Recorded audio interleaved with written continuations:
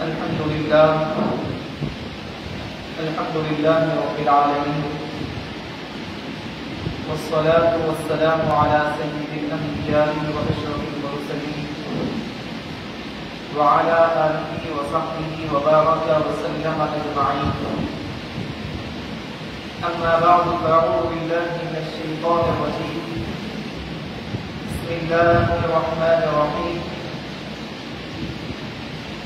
إنا نحن نزلنا الذكر وإنا له لحافظون.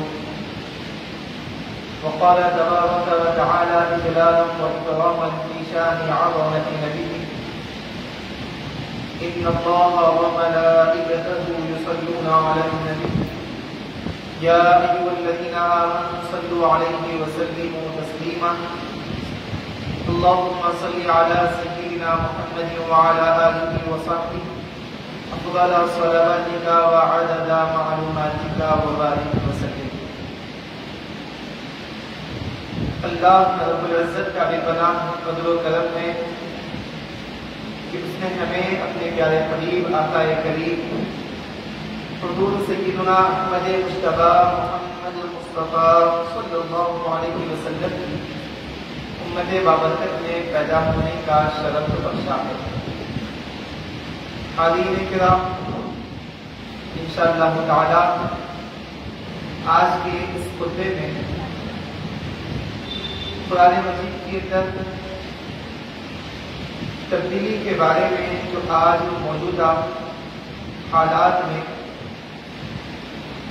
آواز اٹھائی جا رہی ہے، اس کے بارے میں کچھ آپ کے گوشے گزار کرنے کی سعادت حاصل کروں گا. اللہ تبارک و تعالیٰ نے اپنے کلام مجید قرآن پاک میں ارشاد فرماتا ہے: اِنَّا نَحْنُ نَزَّلْنَا الذِّكْرَ وَإِنَّا لَهُ لَحَافِظُونَ. بے شک ہم نے یہ ذکر کو نازل کیا ہے، جو قرآن پاک ہے اس کو ہم نے ہی نازل کیا. وَإِنَّا لَهُ لَحَافِظُونَ، اور بے شک ہم ہی اس کی حفاظت فرمانے والے ہیں. اس آیت کریمہ میں اللہ تبارک و تعالیٰ نے قرآن پاک کی نسبت سے یہ ارشاد فرما رہا ہے کہ لوگوں، یہ کلام جو ہے یہ اللہ کا کلام ہے. یہ عام کلام نہیں جیسے بندے آپس میں جو بولتے ہیں، لکھتے ہیں، کتابیں تعلیم کرتے ہیں، یہ ایسا کلام نہیں ہے. اس لیے کہ دنیا میں کوئی رائٹر کچھ لکھتا ہے، کچھ تعلیم کرتا ہے تو اس کا کلام، اس کی رائٹنگ اور اس کی جو کتاب ہوتی ہے اس کے اندر خامیاں ہوتی ہیں، تبدیلیاں ہوتی ہیں. حالات کے لحاظ سے کچھ لکھتا ہے لیکن بعد میں اس کے برخلاف کوئی دوسری چیز سامنے آتی ہے.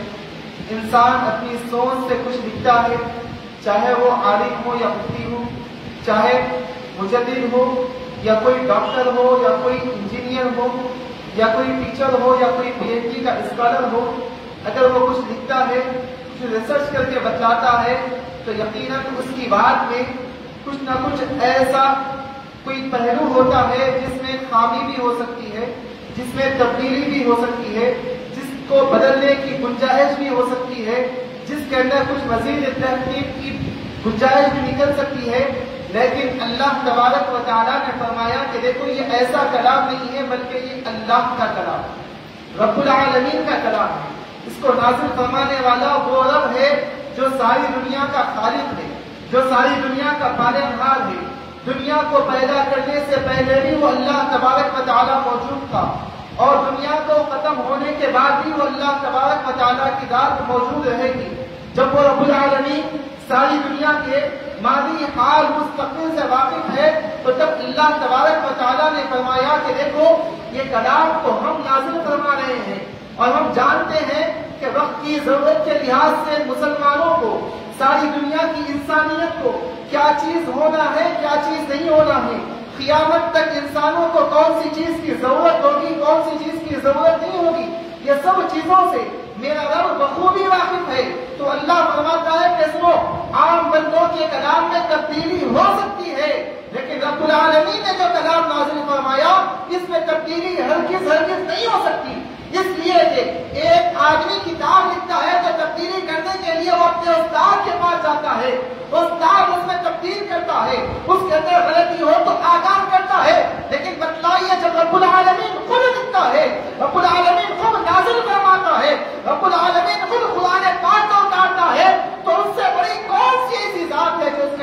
تبدیلی لا سکتی ہے۔ تو اللہ تبارک و تعالیٰ کی ذات سب سے بڑی عظمت پاک ذات ہے جس کے اندر کوئی تبدیلی لائی نہیں جا سکتی۔ میرے بزرگوں دوستو، اب اللہ تبارک و تعالیٰ نے قرآن پاک میں بہت ساری آیتیں نازل فرمائی ہے، 6666 آیتیں قرآن پاک میں ہیں، لیکن یہ ساری آیتیں احکام سے متعلق نہیں ہے۔ اس میں سے کچھ آیتیں ایسی ہیں جو انسانوں کے احکامات سے متعلق ہے، جس کو حضرت اللہ جیون رحمۃ اللہ تعالیٰ علیہ تفسیرات احمدیہ میں بیان فرماتے ہیں کہ ایسی 500 آیتیں ہیں قرآن پاک میں جس کے اندر احکامات سے متعلق اللہ نے حکم کیا، کون سی چیز کرنا ہے، کون سی چیز نہیں کرنا ہے، روزہ رکھنے سے متعلق، روزوں کے کفارے سے متعلق، نماز سے متعلق اور دیگر طلاق و خلا اور نکاح کے احکامات سے متعلق اللہ نے مکمل قرآن میں صرف 500 آیتیں نازل فرمائی۔ اب اس کے علاوہ جو بقیہ آیتیں ہیں وہ کس چیز کے بارے میں ہیں؟ ان آیتوں میں اللہ تبارک و تعالیٰ نے بندوں کو قیامت تک کے آنے والے نسل انسانی کو اللہ تبارک و تعالیٰ نے ان کی رہنمائی کے لیے، ان کے لیے عبرت حاصل کرنے کے لیے سابقہ قوموں کی حالتوں کو لکھا، سابقہ قوموں کی ہلاکتوں کو بیان کیا، سابقہ قوموں کے اوپر جو عذاب آیا ہے اس کو بیان کیا، واقعات کو بیان کیا، قصص کو بیان کیا اور بہت ساری ایسی چیزوں کو بیان کیا جس سے بندے نصیحت حاصل کریں۔ تو میرے بزرگوں دوستو، یہ قرآن پاک کا جو نزول ہوا ہے، یہ قرآن پاک کا نزول عین انسانوں کی ضرورتوں کے مطابق اللہ تبارک و تعالیٰ نے نازل فرمایا، لہذا کسی بندے کو اس میں گنجائش نہیں نکل سکتی کہ یہ اللہ تبارک و تعالیٰ نے بیچا کہ اس کا نزول فرمایا، اس کا کوئی معنی نہیں ہے، اس کا کوئی مطلب نہیں ہے، اس کا کوئی مفہوم نہیں ہے، موجودہ حالت کے لحاظ سے یہ آیتیں فٹ نہیں ہوتی، لہذا یہ قرآن پاک کے اندر تبدیلی کرنی چاہیے، اس کے اندر سے کچھ آیتیں حذف کرنی چاہیے، ترمیم کر دینی چاہیے، جیسا کہ آج ہمارے ہندوستان کی سرزمین پر ہماری ہائی کورٹ میں ایک پٹیشن داخل ہوا جس کے اندر یہ کہا گیا کہ قرآن پاک میں 36 آیتیں ایسی ہے موجودہ صورتحال کے لحاظ، موجودہ حالات کے لحاظ سے اس کو قرآن پاک سے نعوذ باللہ حذف کرنا چاہیے، نکال دینا چاہیے۔ میرے بزرگوں دوستو، دوسرا ریمارک یہ کیا گیا کہ قرآن مجید جو ہے جو نازل کیا گیا وہ اپنی عین حالت میں باقی نہیں ہے، اس کے اندر تبدیلی ہو چکی ہے، اور خلفائے ثلاثہ نے، حضرت ابو بکر نے، حضرت عمر نے، حضرت عثمان نے نعوذ باللہ اس کے اندر کوئی تبدیلی لانی ہے، جیسا نازل ہوا تھا ویسا ہم تک پہنچا نہیں ہے۔ ان تینوں لوگوں نے قرآن پاک کے اندر تبدیلی لا کر ہم تک یہ آیتیں نازل پہنچائی ہے، لہٰذا یہ 26 آیتیں وہ آیتیں ہیں جو پہلے سے قرآن مجید میں نعوذ باللہ موجود نہیں تھی۔ اس طریقے کا اعتراض آج ہمارے سامنے کیا جا رہا ہے۔ ان تمام چیزوں کو مد نظر رکھتے ہوئے خلاصۃ ایک ایسی گفتگو آپ کے سامنے پیش کرتا ہوں، اس کا مقصد یہ ہے کہ ہم مسلمانوں کے دلوں میں جو ایسے لوگ خیالات ڈالتے ہیں، مسلمانوں کو بہکانے کی کوشش کرتے ہیں، قرآن پاک کے اندر شک ڈالتے ہیں، ایسے لوگوں کے لیے میں آج یہ چیز خلاصۃ آپ کے سامنے عرض کر رہا ہوں تاکہ ہم اپنے ایمان کو، عقیدے کو مضبوط کریں۔ ایسے باطل خیالات، ایسے باطل اعتراض کی طرف ہم کبھی بھی اپنا دھیان نہ لے جائیں، اس لیے کہ کلام پاک میں اللہ تعالیٰ فرماتا ہے اَفَتُؤْمِنُونَ بِبَعْضِ الْكِتَابِ وَتَكْفُرُونَ بِبَعْضٍ، کہ بعض لوگ نبی علیہ السلام کے دور سے ایسے تھے کہ پوری قرآن مجید ان پر نازل کی گئی، لیکن وہ لوگ بعض آیتوں پہ ایمان لاتے تھے، بعض آیتوں کا انکار کرتے، بعض آیتوں پہ ایمان لاتے اور بعض کا انکار کرتے۔ یہ آج جو ہمارے پاس فتنہ آیا ہے یہ نیا فتنہ نہیں ہے، نبی کریم صلی اللہ علیہ وسلم کے دور میں عہد محمود میں بھی اللہ تبارک و تعالیٰ نے قرآن پاک کو نازل کرنے بتایا کہ ہمارے کلام پاک میں بعض لوگ بعض آیتوں پر ایمان لاتے ہیں، وَتَكْفُرُونَ بِبَعْضٍ، اور بعض آیتوں کا انکار کرتے ہیں۔ اللہ تبارک و تعالیٰ انہیں کھلے طور پر فرمایا ہے یہ مشرکین، یہ یہود و نصارہ یہ چاہتے ہیں کہ اپنی مطلب کی آیتوں کو رکھ لیں اور جو اپنی مطلب کی نہ ہو، جس کے اندر بہت زیادہ عمل کرنے کے لیے کہا جائے، جس کے اندر لوگوں کو اچھے اعمال کرنے کی ترغیب دی جائے، اس پر وہ ایمان نہیں لاتے، مشقت میں پڑنا نہیں چاہتے۔ یہ یہود و نصارہ کی سازش۔ اور میرے بزرگوں دوستو، یہی کام قوم بنی اسرائیل میں ہوتا رہا۔ اللہ تبارک و تعالیٰ نے اس لیے فرمایا یہ قرآن پاک ایسی کتاب ہے جو قیامت تک آنے والی، باقی رہنے والی، اس کا ہر حکم، ہر آیت باقی رہنے والی ہے، اس میں تبدیلی کو اللہ تعالیٰ نے پسند نہیں فرمایا، اسی لیے فرمایا سابقہ قوموں میں لوگوں نے کیا کیا تھا، قرآن پاک نے ان کی جو کلام تھا اس میں تبدیلی ڈالی، بعض آیتوں کو، بعض احکامات کو تبدیل کر دیا۔ کیوں؟ اس وقت کے جو بڑے تھے اگر وہ غلطی کرتے تو اب ان کے اوپر جو حکم نازل کیا جاتا وہ لوگ کہتے کہ نہیں یہ بہت بڑا سخت حکم ہے، لہٰذا اس کو کلام سے نکالنا چاہیے. لہٰذا انہوں نے کیا کیا، اس کے لیے کیا کیا، ان کے جو پادری ہوتے ان کے جو بڑے علماء ہوتے ان کے پاس گئے، جا کر کہنے لگے کہ ہمارا بچہ گناہ کر دیا ہے، ہمارا بچہ زنا کر دیا ہے، ہمارا خلیل آدمی زنا کر دیا ہے، فلاں چوری کر لیا ہے، لہٰذا اب یہ حکم جو اللہ کا تورات میں، زبور میں، انجیل میں آیا ہے اس کو ہم تبدیل کرنا چاہتے ہیں. لہٰذا کیا کیا جائے. اس وقت کے پادریوں نے پیسے لے کر مال و دولت کی خواہش میں کلام میں تبدیلی لائی.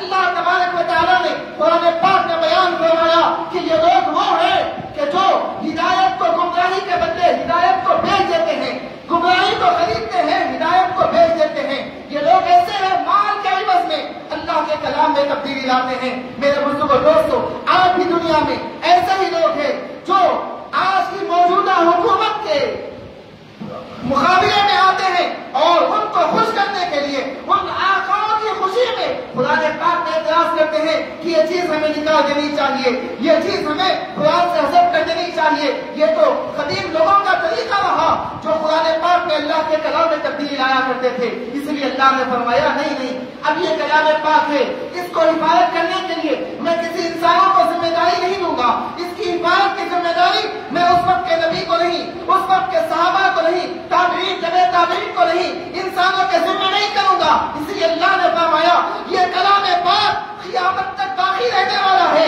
اس میں تبدیلی ہونے والی نہیں ہے. تو اس کی حفاظت کا ذمہ اللہ نے فرمایا ایسی ذات اس کی حفاظت کا ذمہ کرے گی جو قیامت تک باقی رہنے والی ہے. قیامت کے بعد بھی وہ ذات کا وجود رہنے والا ہے. ساری دنیا فنا بھی ہو جائے تو وہ ذات باقی رہنے والی ہے. اس لیے اللہ نے فرمایا اب یہ کلام کی حفاظت کی ذمہ داری خود ہم اپنے ذمہ لے لیتے ہیں، خود ہمیں کرتے ہیں یہ کلام پاک کی ذمہ داری حفاظت کی. اس لیے اللہ نے فرمایا انا نحن نزلنا الذکر وانا له لحافظون. میرے بزرگوں دوستو، اللہ تبارک و تعالیٰ خود کلام پاک کی حفاظت فرمایا. کیسے؟ اللہ تبارک و تعالیٰ نے اگر یہ کتابی شکل میں ہوتی تو میرے بزرگوں دوستو پہلے کی جو کتابیں تھی کیسے تھی؟ موسیٰ علیہ السلام کے زمانے میں جو تورات تھی اتنے بڑے اس کے پیجز تھے، اتنی بڑی بڑی کتابیں تھی کہ کئی جلدیں تھے جس کو گدھے پر لاد کر لے جایا جاتا تھا، اس کا حفظ کرنا ممکن نہیں تھا. لیکن اللہ تبارک و تعالیٰ نے کلام پاک میں یہ شرف بخشا، یہ عزت بخشی کہ اللہ تبارک و تعالیٰ نے اس کلام پاک کو لوگوں کے ہاتھوں میں نہیں رکھا بلکہ اللہ نے لوگوں کے دلوں میں اس کو محفوظ فرما دیا. حضور پاک علیہ السلام کے دور مبارک میں جب کلام الہی نازل ہوا تو میرے بزرگوں دوستو 23 سال کے عرصے میں اللہ تبارک و تعالیٰ نے وقتاً فوقتاً ہمارے نبی کریم صلی اللہ علیہ وسلم پر یہ قرآن پاک نازل فرماتا رہا. اب ہوا کیا، کبھی اللہ کے رسول صلی اللہ علیہ وسلم کے دربار اقدس میں کوئی نکاح سے متعلق سوال لے کر آتا، کوئی طلاق سے متعلق سوال لے کر آتا، کوئی خلا سے متعلق سوال لے کر آتا، کوئی کسی مسئلے میں اللہ کے رسول صلی اللہ علیہ وسلم کے دربار میں حاضر ہوتا سوال کرنے کے لیے. اللہ کے رسول صلی اللہ علیہ وسلم انہیں جوابات ارشاد فرماتے. کبھی ایسا ہوتا کہ پیارے آقا صلی اللہ علیہ وسلم توقف فرماتے اور کہتے کہ اللہ وہی کیا نازل فرماتا ہے اس کے حساب سے میں بیان کروں گا. اللہ تبارک و تعالیٰ وہ آیتیں وہی نازل فرماتا، وہی فرماتا. اس کے بعد پیارے آقا صلی اللہ علیہ وسلم انہیں وہ آیتیں پڑھ کر سناتے. تو اللہ کے رسول صلی اللہ علیہ وسلم پر جب کلام پاک نازل ہوا، کبھی اللہ کے رسول سفر میں تھے، کبھی حضر میں تھے، کبھی اللہ کے رسول مکے میں تھے، کبھی مدینہ منورہ میں تھے، کبھی حجرہ عائشہ میں تھے، کبھی اپنے بستر مبارک پر موجود تھے، کبھی کسی صحابہ کے گھر میں موجود تھے، کبھی راستے میں موجود تھے. ایسے اوقات پر اللہ کے رسول صلی اللہ علیہ وسلم پر وہی اترتی رہی، لوگوں کے سوالات کے جوابات دیتے رہے. یہ ایک دو دن نہیں، 23 سال کے عرصے میں جب ضرورت محسوس ہوئی اللہ تبارک و تعالیٰ نے پیارے آقا صلی اللہ علیہ وسلم پر وہی نازل فرما دی. جب اليوم اکملت لکم دینکم واتممت علیکم نعمتی ورضیت لکم الاسلام دینا، یہ آیتیں آ گئی. اللہ نے فرمایا اے پیارے آقا اب دین کی تکمیل ہو چکی ہے، اب دین مکمل ہو چکا ہے، اب قرآن پاک کا نزول مکمل ہو گیا. تو اللہ کے رسول صلی اللہ علیہ وسلم نے صحابہ سے فرمایا اے میرے صحابہ کو سرکار نے منتخب فرمایا کہ دیکھو یہ آیتیں جب نازل ہوگی تو حضور پاک علیہ السلام انہیں حکم دیتے کہ تم یہ آیتوں کو لکھ لیا کریں، وہ آیتوں کو لکھ لیا کریں. اب جب لکھ لیتے تھے تو کیسے لکھ لیا کرتے کرتے تھے. حضور پاک علیہ السلام کے جو صحابہ لکھنے والے تھے اس میں حضرت امیر معاویہ رضی اللہ تعالیٰ عنہ بھی موجود ہے اور دیگر صحابہ کرام بھی موجود ہے. خود حضرت علی رضی اللہ تعالیٰ عنہ فرماتے ہیں کہ اللہ تبارک و تعالیٰ نے مجھے یہ شرف بخشا کہ کون سی آیت کب نازل ہوئی, کس پس منظر میں نازل ہوئی, کب نازل ہوئی. حضرت علی رضی اللہ عنہ فرماتے ہیں کہ اللہ تعالیٰ نے اس کو مجھے بخوبی علم عطا فرمایا. میں خالی قرآن مجید کی آیتوں کا نزول کب ہوا اس کو میں بخوبی جانتا ہوں. میرے بزرگ دوستوں, الغرض اللہ کے رسول صلی اللہ علیہ وسلم دکھاتے تھے. اب آیتیں لکھے کیسے آتی تھی؟ قرآن پاک جس وقت نازل ہوا وہ عرب کی سرزمین تھی جہاں پر اس وقت خط و کتابت کا دور نہیں تھا. ایسے وقت میں پرچے پیپر وغیرہ بڑی مشکل سے دستیاب ہوتے تھے, بڑی مشکل سے. اللہ کے رسول صلی اللہ علیہ وسلم کے زمانے میں اب وہ آیتیں لکھی جاتی تو ایسا ہوتا کچھ ہڈیاں ہوتی, اون کی جو ہڈیاں ہوتی ہیں اون کی ہڈیوں پہ صحابہ کرام وہ آیتوں کو محفوظ فرما لیتے. بعض صحابہ کرام جو چمڑا ہوتا ہے, چمڑا جو دبا کر دیا جاتا ہے وہ چمڑے پر لکھ کر وہ آیتوں کو محفوظ فرماتے ہیں. بعض کپڑوں پر لکھتے, بعض وہ آیتوں کو کپڑوں پر لکھ دیا کرتے تھے, بعض پتوں پر بھی لکھنے کی بات آتی ہے. الغرض اس زمانے میں جیسے جیسی چیزیں مہیا ہوتی تھی اس کو لکھ لیا کرتے تھے. اللہ کے رسول صلی اللہ علیہ وسلم نے جب قرآن کا نزول مکمل ہو گیا تو صحابہ سے فرمایا کہ میرے صحابہ سنو, یہ آیت فلاں وقت نازل ہوئی, یہ آیت فلاں وقت نازل ہوئی. لہٰذا اب ترتیب کیسے دینی چاہیے؟ جیسے کہ آپ بچہ جانتے ہیں قرآن میں سب سے پہلے نازل ہونے والی کون سی آیت ہے؟ سورۃ العلق کی ابتدائی 5 آیتیں نازل ہوئی. لیکن اب قرآن ہم پڑھتے ہیں تو سب سے پہلے کون سا سورہ آتا ہے؟ الحمدللہ رب العالمین الرحمن الرحیم سورہ فاتحہ آتا ہے. اس کے بعد سورۃ البقرہ آتا ہے. لیکن پہلے نازل اقرأ باسم ربک الذی سورہ علق کی آیتیں ہوئی. اب ترتیب کیسے آگے ہو گئی, کیسے پیچھے ہو گئی؟ تو اللہ کے رسول صلی اللہ علیہ وسلم نے فرمایا کہ دیکھو وہ آیتیں تو وقتاً فوقتاً جب ضرورت ہوئی نازل ہوئی, لیکن اللہ تبارک و تعالیٰ نے اس سارے کلام پاک کو قرآن لوح محفوظ میں اللہ تعالیٰ نے پہلے نازل فرما دیا, اس کو محفوظ فرما دیا. اور یہ شرع برات جو آتی ہے اس میں کیا ہوتا ہے؟ اللہ تعالیٰ لوح محفوظ سے آسمانی دنیا پر اللہ نے کلام پاک کو نازل فرمایا. اللہ تبارک و تعالیٰ سارے کلام پاک کو جس وقت نازل فرمایا ایک ساتھ نازل فرما دیا. اب اللہ کے رسول صحابہ کرام کو بلا کر کہے کہ دیکھو جو فلاں آیت میں نے جب تمہیں دکھائی تھی وہ آیت کو فلاں سورے میں رکھنا, وہ آیت کو فلاں سورے میں رکھنا, فلاں سورے کو پہلے رکھنا, اس کے بعد وہ دوسرے سورے کو رکھنا, تیسرے بعد تیسرے سورے کو رکھنا. اب یہ جو ترتیب ہے قرآن مجید کی یہ اللہ کے رسول صلی اللہ علیہ وسلم نے صحابہ کرام کو بتلائی. اللہ کے رسول صلی اللہ علیہ وسلم کے صحابہ وہ جان لیے. اب یہ ہو گیا ایک وقت. اب اس کے بعد صحابہ کرام قرآن مجید کو حفظ کرنے لگے. انشاءاللہ آج تھوڑا سا وقت ہوگا لیکن یہ بہت اہم قیمتی گفتگو ہے جس کو ضروری سمجھتا ہوں کہ میں آج آپ کے گوشے گزار کروں.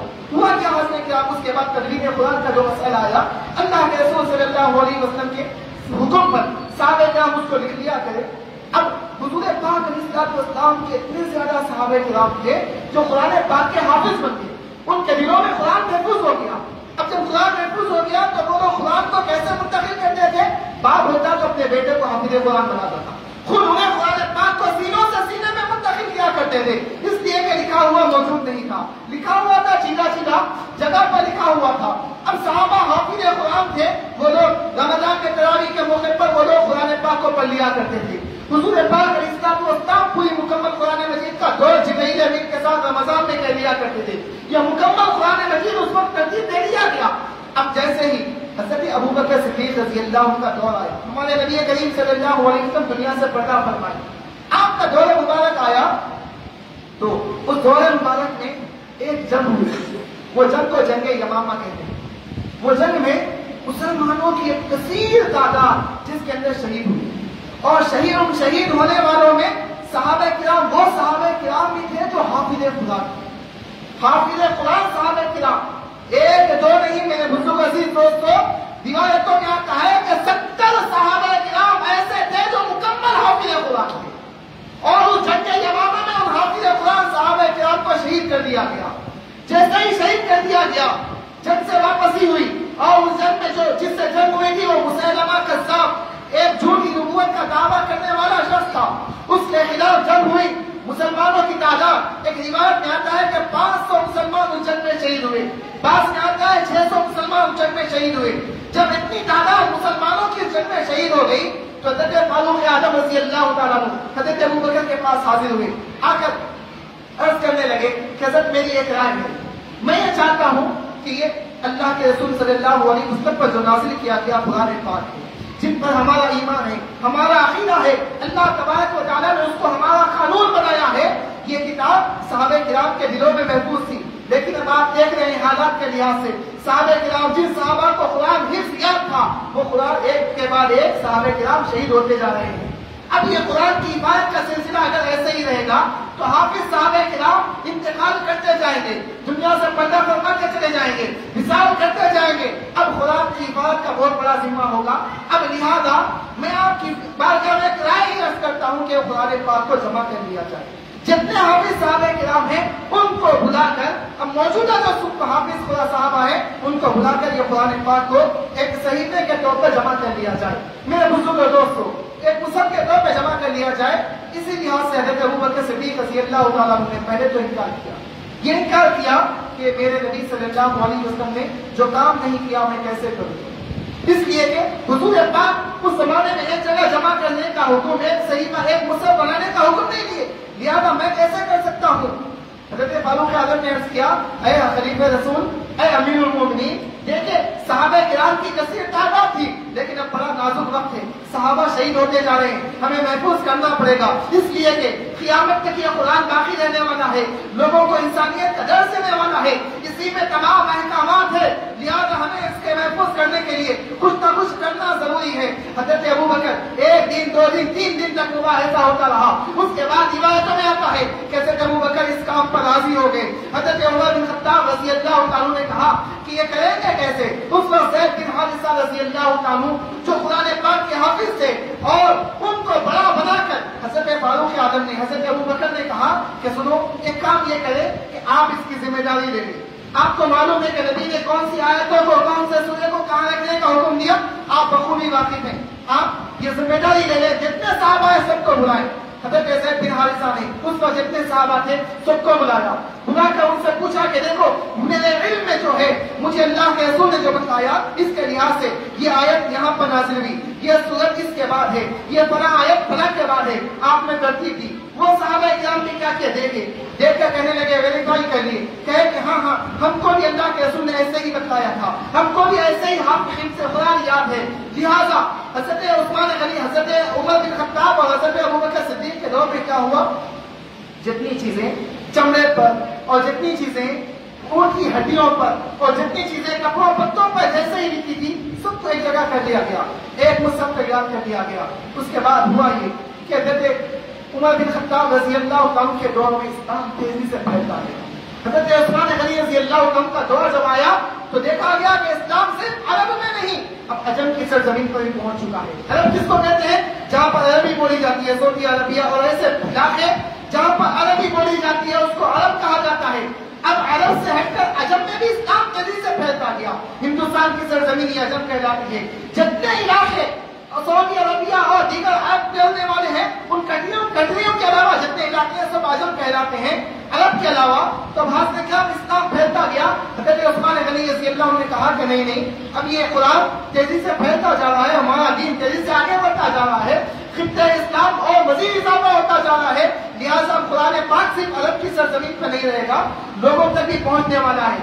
اب لوگوں تک پہنچنا ہو تو قرآن کو کیسے پہنچایا جائے؟ کیا ان کو یہ ہڈیوں پر لکھا ہوا کلام ان کو بھیجا جائے، چمڑے ان کے پاس بھیجے جائے؟ اب کیا کیا جائے؟ تو انہوں نے کیا کیا، صحابہ کرام، اس وقت آپ کے دور میں جو صحابہ کرام تھے ان کو بلا کے فرمایا کہ دیکھو اب میں کیا کرنے والا ہوں، یہ جو مصحف ہے، یہ جو کلام پاک ہے، اس کی بہت ساری کاپیاں بنانے والا ہوں، بہت سارے نسخے بنانے والا ہوں. اس سے پہلے میں یہ چاہتا ہوں کہ تم لوگ اس کو دیکھ کر اس کی پروف ریڈنگ کر لیں، اس کو اچھی طریقے سے پڑھ لیں. صحابہ کرام میں جتنے صحابہ کرام موجود تھے ان کے پاس بھی کیا تھا، وہ لوگ بھی جیسے ہم پرسنل ڈائری مینٹین کرتے ہیں ویسے ہی وہ صحابہ کرام بھی کیا کرتے تھے، اپنے اپنے ڈائریوں میں کلام اللہ کو لکھ لیا کرتے تھے. لکھنے والے صحابہ کرام جو لکھنا چاہتے تھے وہ لکھ لیا کرتے تھے. حضرت عثمان غنی رضی اللہ عنہ کو سب کو بلا کر کہا کہ دیکھو جیسے تمہارے پاس لکھا ہوا ہے یہ کلام پاک ویسے ہی ہے یا نہیں، کیا اس کے اندر کچھ کمی ہے، کیا ایک ایک حرف میں بھی کچھ تبدیلی کرنا ہے؟ تو میرے بزرگوں دوستوں سب صحابہ کرام جتنے اس پر جاننے والے حافظ صحابہ کرام تھے سب آئے، آ کر دیکھے حضرت عثمان غنی رضی اللہ عنہ نے جو مصحف تیار کیا تھا اس کو دیکھ کر شروع سے لے کر الحمد سے لے کر والناس تک مکمل پڑھے. پڑھنے کے بعد پروف ریڈنگ کرنے کے بعد کہے کہ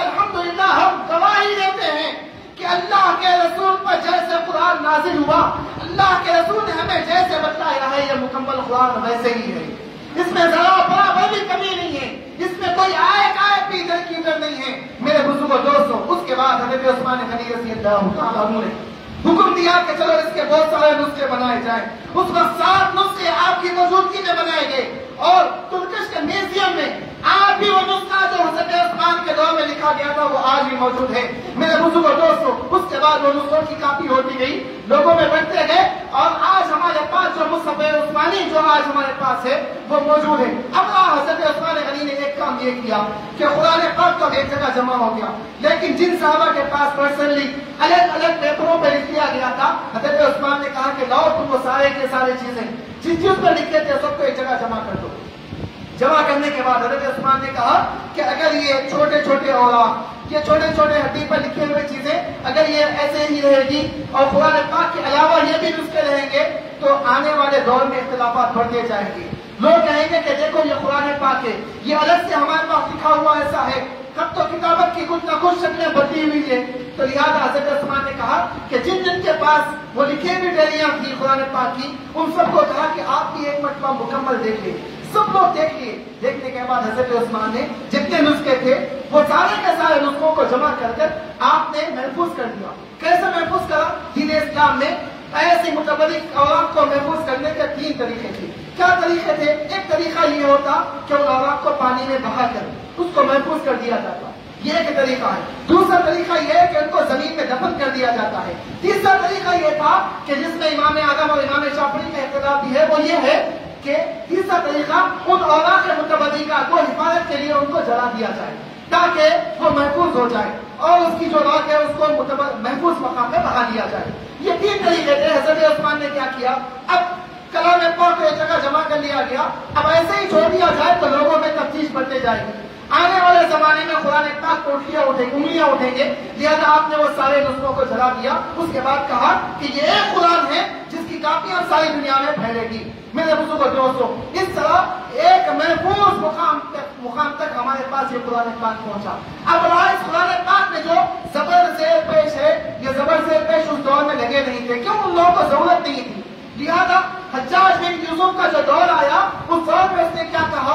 बड़े बड़े उलमा को, बड़े बड़े आलिमों को बुलाया, कहा कि देखो अब तक कुरान पाक को बगैर जबर से पेश के सब पढ़ सकते थे, लेकिन अब हम ये कुरान पाक को हिंदुस्तान में भी भेजेंगे, कुरान पाक को दूसरे इलाकों में भी भेजेंगे, अमेरिका जैसी सरजमीन पर भी भेजेंगे जहां पर अरबी जानने वाले नहीं है, पढ़ने में दुश्वारी होगी। लिहाजा जबर जेर पेश लगाने का काम उसके जमाने में हो गया।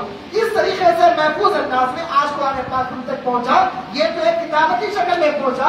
दूसरा ये कि कुरान पाक सीरों के तौर पर एक हाफिज याद किया, उसके बाद दूसरा हाफिज याद किया, तीसरा हाफिज याद किया।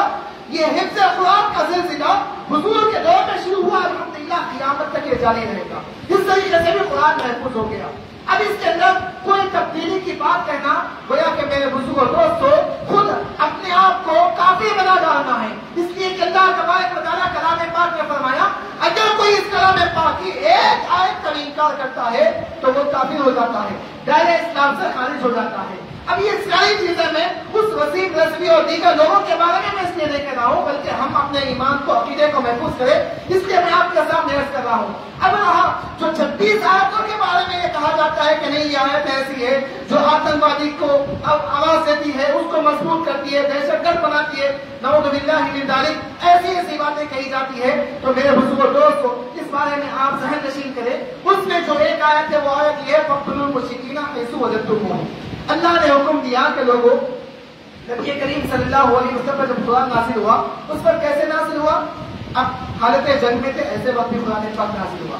मुसलमानों पे बहुत सारे अदवार आए, बड़ी मुश्किल तरीन लोग, बहुत जुल्म आया, बहुत जुल्म, इतना जुल्म कि मेरे बुजुर्गों दोस्त आप अंदाजा नहीं लगा सकते। नबी करीम मक्का मुकर्रमा में नमाज पढ़ते तो आपकी सजदे की हालत में आप पर ऊंट की ओछड़ी लाकर डाल दी जाती, आपको सज्जे में सताया जाता, सहाबा किराम पर जुल्म किया जाता, तमाचे रसीद किए जाते और सहाबा किराम पर ऐसा जुल्म होता कि हज़रत बिलाल हबशी के बारे में आता है कि जैसे जानवरों के गले में पट्टा डालकर कुत्ते बिल्लियों को पालने के लिए हम खींच कर ले जाते हैं, वैसे मुसलमानों के साथ जुल्म किया जाता कि उनके गलों में पट्टे डालकर उनको घसीटा जाता, रेतों में फिराया जाता और उनको गरम गरम पथरीली सरजमीन पर छोटे छोटे बच्चों के हाथ में रस्सियां देकर उनको घसीटा जाता, तकलीफें پہنچائی جاتی. اور اس ظلم کی شدت آپ اس سے اندازہ لگائیے کہ صحابی رسول حضرت عمار بن یاسر رضی اللہ عنہ کا دور تھا، اور اس وقت ہماری جو سب سے پہلی اسلام میں خاتون جو شہید ہونے والی ہے ان کا نام حضرت سمیہ رضی اللہ عنہ ہے.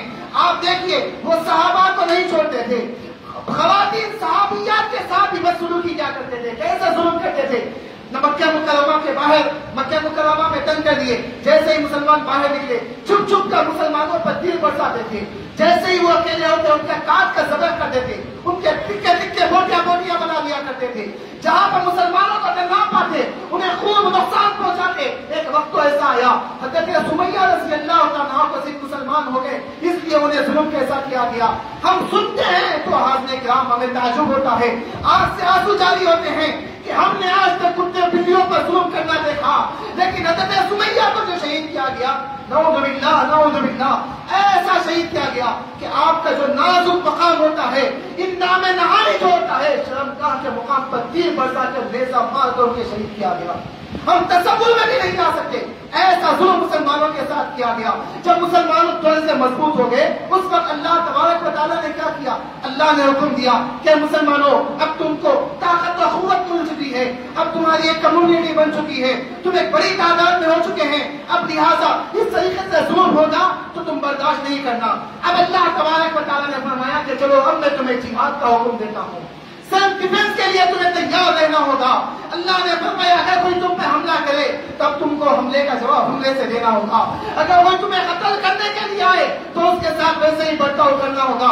میرے بزرگوں دوستوں، جنگ بدر کا میدان ہے، جنگ احد کا میدان ہے، جنگ خندق کا موقع ہے.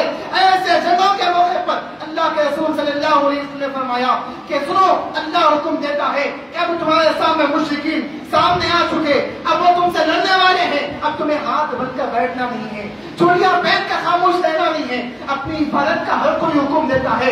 یہ اسلام تو کیا آج کی حکومتیں بھی یہ چاہتی ہے کہ انسان سیلف ڈیفینس کے لیے جو چاہے اختیار کر سکتا ہے. آپ مجھے بتلائیے آج ہندوستان کے بارڈر پر چائنا سے حملہ کیا گیا تو کیا ہمارا پرائم منسٹر یہ حکم دیا کہ نہیں نہیں امن و سلامتی ہونا چاہیے لہٰذا اگر وہ حملہ کرے تو بھی تم خاموش رہ جاؤ؟ ایسا نہیں ہے. سیلف ڈیفینس کے لیے ہمارے لوگ مرتے گئے تو خاموش رہنے کا کوئی حکم نہیں دیتا.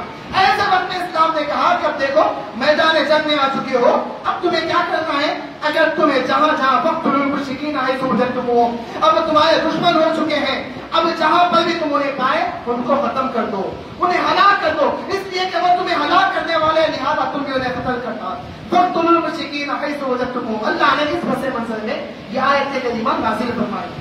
اب لہٰذا یہ آج کے دور میں جو وسیع رسمی ہے اس سے یہ کہا کہ دیکھو یہ آج کا فتنہ نہیں ہے، اس سے پہلے بھی عدالت میں ہائی کورٹ میں یہ مقدمہ آیا تھا 24 آیاتوں کے سلسلے میں. ایک غیر مسلمین نے RSS کی کمیونٹی نے یہ دائر کیا تھا کہ دیکھو مسلمانوں کے کلام پاک میں ایسا ایسا موجود ہے لہٰذا نکالنا چاہیے. الہ آباد ہائی کورٹ میں یہ فیصلہ آیا تو اس نے کہا کہ نہیں نہیں یہ آیتیں ایسی ہے کہ جو اس کا پس منظر ہے وہ پس منظر میں نازل ہوئی ہے. میرے بزرگوں دوستوں، اس کے بعد آپ دیکھیے کلام پاک کا سب سے پہلے عمل کرنے والے صحابہ کرام، اس کے بعد صحابہ کرام کو دیکھنے والے تابعین، اس کے بعد کے زمانے میں تبع تابعین، سلف صالحین، بزرگان دین ہیں. یہ سلسلہ چلتا ہوا یا قرآن پاک آج سے 1400 سال پہلے نازل ہوا، لیکن 1400 سال کے عرصے میں آپ مجھے ایک مثال ایسی بتائیے کہ مسلمان جہاں پر مشرک کو دیکھا قتل کر دیا، جہاں پر کافر کو دیکھا قتل کر دیا، جہاں پر یہود و نصارہ کو دیکھا قتل کر دیا. نہیں نہیں،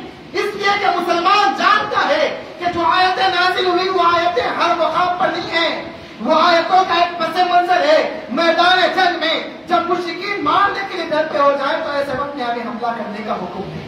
لہٰذا یہ آیتیں جو ہے اس پس منظر میں نازل ہوئی، لہٰذا وہ آیتوں کا حکم اس وقت کے لحاظ سے ہے. اب موجودہ دور میں جیسے ہی ہم دیکھیں قتل کرنا ہوتا تو میرے بزرگوں دوستوں دنیا میں اتنے بڑے صحابہ کرام عمل نہیں کرتے، کیا تابعین تبع تابعین عمل نہیں کرتے؟ اس کے علاوہ اور دوسری آیت یہ ہے کہ مسلمانوں کو کیا کہا گیا؟ انما المشرکون نجس. دیکھیے مسلمان اللہ پر ایمان لانے والا آتا ہے، ایک خالق کی ایک معبود کی پرستش کرتا ہے. مسلمان کبھی غیر اللہ کے سامنے اپنا سر بھی نہیں جھکاتا، سجدہ کرنا تو دور کی بات ہے اس کی عبادت کو پسند بھی نہیں کرتا. میرے بزرگوں دوستوں اسی لیے اللہ نے فرمایا کہ دیکھو ان کا جو عقیدہ ہے مسلمانوں کا مشرکوں کا عقیدہ بالکل غلط ہے. کیسا عقیدہ ہے؟ مسلمان ایک اللہ کی عبادت کرتا، وہ لوگ ایک اللہ کی نہیں متعدد خداؤں کو مانتے ہیں. زمین کا خدا الگ، آسمان کا خدا الگ، خلا کا خدا، ہنسی کا خدا الگ، غم کا خدا الگ، رات کا دن کا الگ، نعوذ باللہ کئی خداؤں کو لوگ مانتے ہیں. مسلمان ایک اللہ کی عبادت کرتا ہے اور مسلمان کا عقیدہ غیر اللہ کے سامنے وہ سجدہ نہیں کرتا، وہ اس کو اس سے مدد بھی نہیں مانگتا. اللہ تبارک و تعالیٰ نے فرمایا یہ مسلمانوں کا عقیدہ ہے. اب اللہ نے فرمایا کہ دیکھو انما المشرکون نجس، کہ لوگوں تم مشرکین کیا ہے؟ ایک نجس ہے. نجس کس کو کہتے ہیں؟ غلاظت کو کہتے ہیں، گندگی کو کہتے ہیں. اس لیے کہ مشرکین کا جو عقیدہ ہے، ان کا جو عقیدہ ہے یہ نجاست پر مبنی ہے. جیسے غلاظت ہے ان کا عقیدہ بھی ویسا ہی غلط ہے. ایسا نہیں ہے کہ ان کے جسموں میں غلاظت رکھی ہوئی ہے، نہیں. جیسے یہ لوگ کہتے ہیں کہ نہیں مشرکین کو ہاتھ نہیں لگانا چاہیے، ایسا قرآن کہتا ہے، ایسا اللہ حکم نہیں دیتا. ورنہ کیا ہوتا؟ جہاں پر آپ کو وضو کرنے کا حکم دیا جاتا، غسل کرنے کا حکم دیا جاتا، کہ ایک مسئلہ بھی آپ نے ایسا سنا کہ مشرک کو ہاتھ ملا دیے یا ایک کافر کو ہاتھ ملا دیے، لہٰذا پانی رہنا چاہیے، لہٰذا غسل کرنا چاہیے. جیسے گندگی کو چھینتے ہیں، گندگی لگنے پر ہمیں غسل کرنے کا، دھونے کا حکم دیا جاتا ہے، کیا ایسے ہی مشرکوں کو چھینے کے بعد ہمیں ہاتھ پیر دھونے کا، پانی لانے کا حکم دیا جاتا ہے؟ ہرگز نہیں. یہ کامن سینس ہے، ہر کوئی جانتا ہے کہ یہ اللہ تعالیٰ نے ایسا تو حکم نہیں دیا، بلکہ کیا حکم دیا؟ اس لیے کہ مسلمانوں کا جو عقیدہ ہے وہ عقیدہ پاکیزہ عقیدہ ہے، وہ پاکیزہ متحر عقیدہ ہے، اور مشرکوں کا جو عقیدہ ہے وہ نجس عقیدہ ہے، غلاظت پر مبنی عقیدہ ہے. لہذا عقیدے کو کہا گیا، کسی کو نجس نہیں کہا گیا. ایسی پس منظر میں مختلف قرآن پاک کی آیتیں نازل ہوئی. ان نازل ہونے کا پس منظر سب سے اہم ہوتا ہے. اسی لیے ہم یہ کہتے ہیں کہ مسلمان قرآن پاک کو پڑھے. مسلمان کو کیا ذمہ داری دی گئی ہے؟ قرآن پاک سے متعلق 5 چیزیں، 5 احکامات دیے گئے. سب سے پہلا حکم یہ دیا گیا کہ مسلمان کیا کرے؟ پہلے کلام اللہ کی تلاوت کرے. اس کے بعد دوسرا حکم یہ دیا گیا کہ کلام اللہ کی تلاوت کے ساتھ ساتھ مسلمان ان کے اندر محفوظ احکاموں کو جانے. حکم کیا دیا گیا؟ اس سے بھی واقف ہو جائے، طوطے کی طرح رٹا نہ لگائے، صرف پڑھتے نہیں چلے جائے، اس کے اللہ نے کیا حکم دیا ہے اس کو جانے. تیسرا حکم یہ دیا گیا کہ جان کر اس پر عمل پیدا ہو جائے، وہ قرآن پاک کی آیتوں پر عمل کرے، اپنی زندگیوں کو قرآن پاک کے مطابق بتلائے. اس کے بعد اللہ نے چوتھا حکم یہ دیا کہ قرآن پاک کو پڑھ کر اس کی تعلیم دے. پانچواں حکم یہ دیا گیا کہ قرآن پاک کی عبادت بھی کرے اور اس قرآن پاک کی اشاعت بھی کرے، دوسروں تک پھیلاتے جائیں. یہ 5 احکامات ہمارے لیے دیے گئے. لیکن آج حاضر کیا ہمارے پاس سے بہت سارے ایسے مسلمان ہیں جن کو قرآن پاک کب نازل ہوا یہ بھی نہیں معلوم، اس کی کیا آیتیں ہیں، کب کسی پس منظر میں حاضر ہوئی یہ نہیں معلوم. جب معلوم کرنے کے لیے کہا جاتا ہے تو ہماری دین سے دوری اتنی زیادہ ہو چکی ہے کہ ہم مسجدوں کو بھی ایسے وقت میں آتے ہیں کچھ اچھی چیزیں سننے کے لیے آؤ کہا جاتا ہے تو جب عین خطبے کا وقت ہوتا ہے اس وقت آتے ہیں. جب دروس ہوتے ہیں تو دروس میں ہمارا معاملہ ایسا ہوتا ہے کہ شادیوں میں جا کر، ولیموں میں جا کر گھنٹے گھنٹے شادی خانوں میں برباد کرنا ہوتا ہے. لیکن وہی اللہ کی بارگاہ میں کچھ پڑھنے کے لیے ہمیں بلایا جاتا ہے تو ہماری دین سے دوری اتنی زیادہ ہوتی جا رہی ہے کہ ہم وقت نکالتے نہیں ہیں. یہ چیزیں کیوں ہو رہی ہے؟ اس کی سب سے بڑی وجہ یہ ہے کہ ان کی تعلیم دیکھیے، یہ کہا جاتا ہے کہ مدرسوں کو بند کر دیا جائے. کیوں بند کر دیا جائے؟ میرے بزرگ دوستوں، انہوں نے کسی چیز پر حملہ نہیں کیا، مدرسوں پر حملہ کیا. وجہ کیا ہے؟ اس کی وجہ یہ ہے کہ دین اسلام کی بات اللہ تبارک و تعالیٰ نے انبیاء کے وارثین علماء کو بنایا. اب یہ علماء کرام دین کو پھیلاتے رہیں گے، لوگوں تک پہنچاتے رہیں گے، مدرسے سے لوگ دین تعلیم حاصل کرتے رہیں گے. جیسے ہی بچے پڑھیں گے اس کے بعد حافظ بنیں گے، عالم بنیں گے. تو انہوں نے سوچا کہ مدرسہ برخاست کر دیے تو ہوگا کیا؟ مسلمان دینی تعلیم سے دور ہو جائیں گے. ان میں دھیرے دھیرے حافظ ختم ہوتے جائیں گے، دھیرے دھیرے عالم ختم ہوتے جائیں گے. اس کے بعد ہم لوگوں کو جیسے کہیں گے ویسا وہ کرنے لگ جائیں گے. اس لیے کہ دل میں نہ قرآن ہوگا، نہ قرآن سے محبت ہوگی، دل میں نہ رسول پاک کی محبت ہوگی، نہ رسول پاک کی سنتوں سے محبت ہوگی. اللہ کے کلام کی عظمت بھی دل سے نکل جائے گی. لہذا کرنا کیا؟ مدرسوں کو بند کرنے کا سب سے پہلے یہ ایشو نکالنا.